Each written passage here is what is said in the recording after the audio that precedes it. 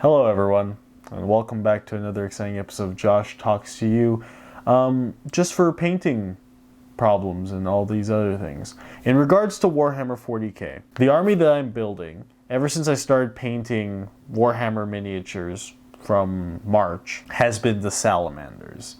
I absolutely love the Salamanders. I love what kind of army they are. During 8th edition, what I heard about them was they were kind of mediocre, a little bit subpar. They were really only good as Hellblasters because of their rerolls, stuff like this, game terms that I vaguely understood, but not to the general knowledge that a lot of other people do. For me, I just wanted to paint an army that I found really dope. So the Salamanders, being these sort of like dragon warriors, which is what they were originally called, they felt like actual heroes to me. In the world of 40k, everything is awful. You got the looming threat of the Tyranids, which they are a hive swarm that will eat you and your family without any remorse and use you as biomass. You have the Drukhari, which are warring space elves, some of which, the Drukhari specifically, are there for pleasure and pain, and subscribe to the daemon of Slaanesh.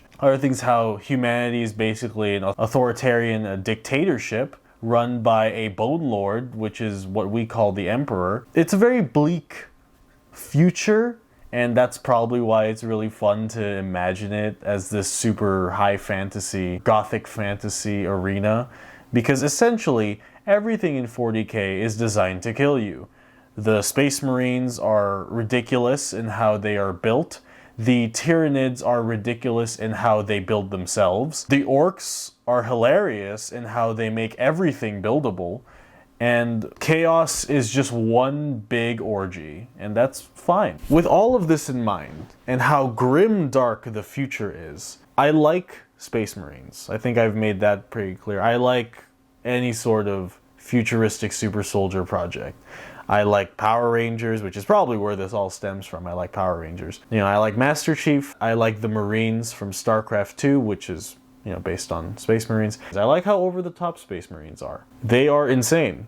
And that's hilarious. When you think about how silly that is, it's awesome. In perusing the Space Marine chapters, I wanted a chapter to paint that had a really simple-ish color scheme with, colors that I vibed with, colors that I understood as fun and easy and enjoyable, but also had a lore and a fluff base that was something that gelled with me and what I enjoy from fantasy media. And the Salamanders, which are the 18th Legion of the Legiones Astartes, when I read about the Primarch of the Salamanders, Vulkan, and I read about how they handle war and how their main goal is to not only protect the Empire, but also to actually protect the Imperium, to protect its citizens, and to throw their lives away simply because it could save people. In the grim darkness of the future, the Salamanders felt like heroes to me, even though they killed Eldar children. From a human-to-human perspective, the Salamanders felt like heroes. Vulkan is essentially this immortal god. He's just so big and towering and intimidating, and he has like this deep, dark skin, and he has red eyes. In the way that he treats his salamanders, his sons, and the way that he treats other people, in the way that salamander culture is sort of revolved around Nocturne, their home planet, and how they have to keep the relationships that they had with the families that they love. It's fun, and it's endearing, and I don't know, given how ridiculous 40k is, it was just nice to see as like a little breath of fresh air. Now, 40k is ridiculous, and the things that the Salamanders are capable of doing are still the same as other Space Marines. That's not to say that the Salamanders are not incapable of war crimes. They most certainly are. In a world of absolute darkness and insanity and ludicrous, not the rapper, it's nice to at least have some superheroes to look up to nowadays. So, because of the fact that I love the Salamanders so much, I have constructed a small-ish Salamanders detachment. A couple of Intercessors, a couple of Hellblasters, Reavers, everything from the Dark Imperium box. But back then, I did not have as much experience painting as I do now. I'm still learning as a painter, but I want to have a little experiment. I recently have been tossing around the ideas of using different paint scheme approaches to the Salamanders. Since I use Vallejo for most of my paints besides my contrast paints, when I paint the Salamanders, I've been using a 3-step process. All of this is in gray primer. I've been using a base coat of black from Vallejo, base coat of black green, a following coat of flat green. Sometimes I've even thrown in some intermediate green, some Escorpina green, just to shake things up whenever I was experimenting with other things such as edge highlighting. Since all of this was done with gray primer, I've never formally conducted an experiment where I got a primed white miniature and I got a primed black miniature and did the same paint scheme types to both of them to see which ones in the future I would like more. Now that I know a little bit more about priming miniatures, painting miniatures, and using washes, I want to see just how much of a difference using one paint scheme over another will be. This is to take into account properly thinning paints, using around 2 thin coats of paint for each, using shades properly and without making them splotchy and weird. I want to see the difference, and I have 3 different approaches to this. So in order for me to figure out the Salamander's Primaris paint scheme that I want to use going forward, I have these Primaris Reavers, Infiltrators, and Incursors. I have 3 different approaches. Each approach will be used on a primed white miniature and a primed black miniature. The prime that I use is the Citadel Corax White undercoat and the Citadel Chaos Black undercoat.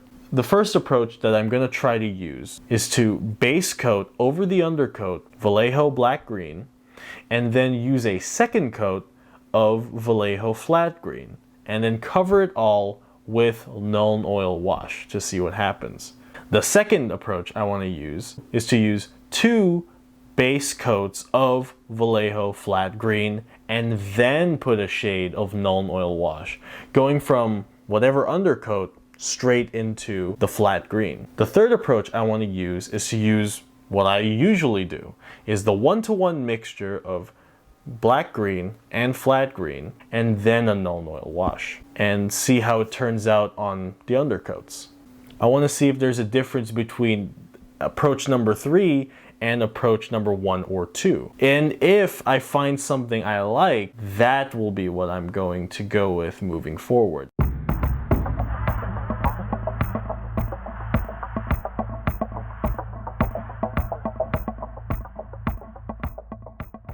Alright everyone, so the first approach is we're going to be using black green and then a coat of flat green.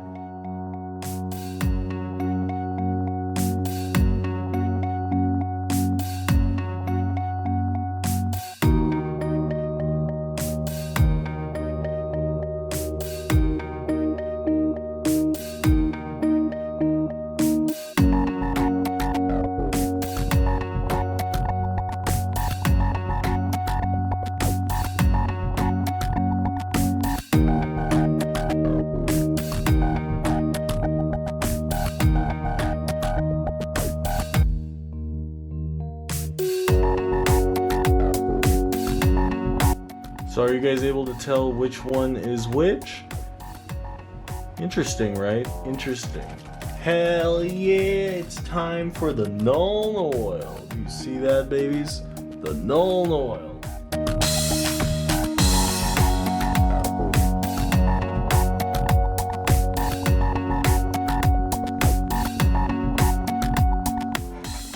Alright, this is going to be approach number 2. Approach number 2 is really only dictated by flat green, 2 base coats of flat green, and Nuln Oil. So we'll see how that goes.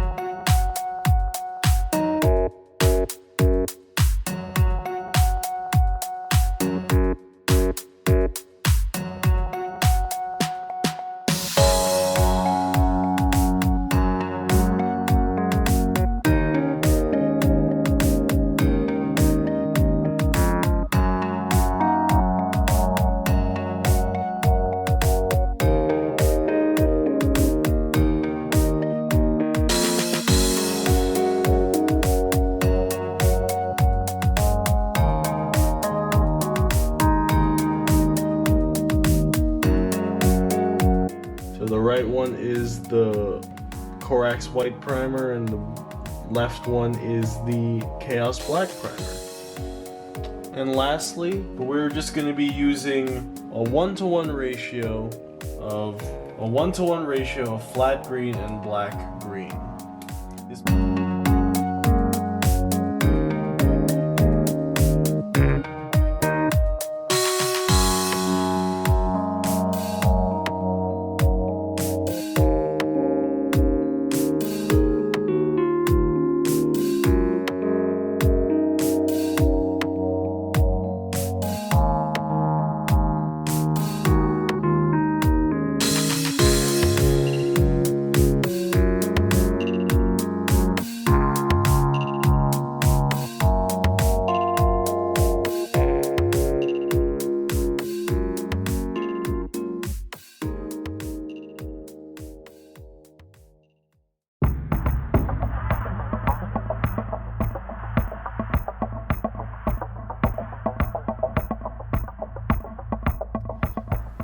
Hello everyone, it's your boy Josh, back again a day later to follow up with my Space Marine Salamander base coating project. I left all of the minis to dry overnight because I applied Nuln Oil to all of them, and I have some pretty interesting results that I found, and I wrote them all out on my handy dandy little notebook here. For the approach number 1 with the black green, flat green, and Nuln Oil wash. With regards to the white primer, the miniature itself has a distinct balance between the coolness of the black green and the olive green nature of the flat green.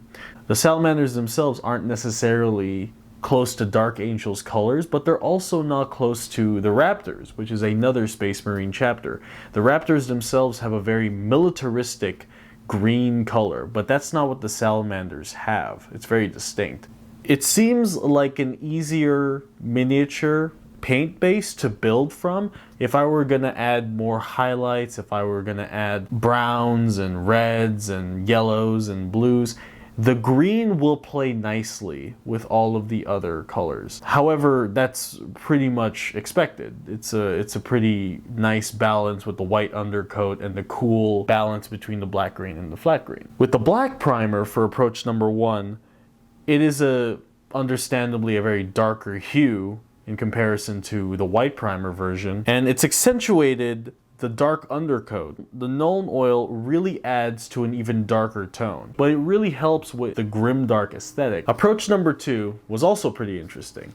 This is the 2 coats of flat green and the Nuln Oil wash. The white primer, it tends to focus more into the militaristic olive green fatigue color that is more synonymous with the Raptors chapter, as I said before. In harsher lighting, it definitely comes across a little bit more on the yellow side. It's not exactly what I'm looking for, but it is nice to look at, especially with the Nuln Oil wash. The black primer is something that I didn't expect to actually enjoy. With 2 flat green and over the black undercoat with the Nuln Oil, I really enjoy how the yellow contrast of the flat green was toned down and balanced with the black undercoat and the Nuln Oil. It really made it more and more similar to the white primer for approach number 1. The Nuln Oil also helped ground the rich colors of the flat green. If you were going to make a Salamander's chapter color, but not make it a super olive militaristic green, this is a pretty nice realistic depiction for them if you were going to go that route. Not too far into Raptors territory, but still maintaining the Salamander's look. I think it's good. And for approach number 3, which is the most surprising thing for some reason, because I vouched for this in the earlier part of the video, I believe this isn't my actual recipe. I think I definitely tweaked it as I was painting more and more miniatures, but this was just a basic outline for what I thought I was painting. Remember, approach number 3 is the 1-to-1 ratio. So it's not just coat on top of coat, it's just one gigantic blob of paint. With the white primer for approach number 3, I will say that both of these remind me so much of Dark Angels. There's no difference between white or black primer that makes it less or more like Dark Angels. They just look like Dark Angels. Differing light sources, but at the basis, you can pretty much say that they're Dark Angels. The black primer variant of this approach is definitely the darkest, and that's to be expected because it is a darker undercoat. It does provide a cooler color scheme than the white variant, but only just a little bit. So I will say that this is not the color scheme I think I'm going to go with. But for Dark Angels players, this is actually a really good color scheme if you're going to use these colors and these paints. So going forward, I think I will try to paint my Space Marines more so in between approach number 1's white undercoat and approach number 2's black undercoat. I think those are two very valid color schemes for Salamanders, and if my eyes aren't deceiving me, I think they look really good, and they're very simple to apply. It really doesn't take long. So if you're gonna batch paint a bunch of Salamanders using this recipe, it's actually very fast and it's fun. It's not too hard and not too awful. I hope your painting schemes, whatever they are, turn out to be amazing, because I know all of you are amazing.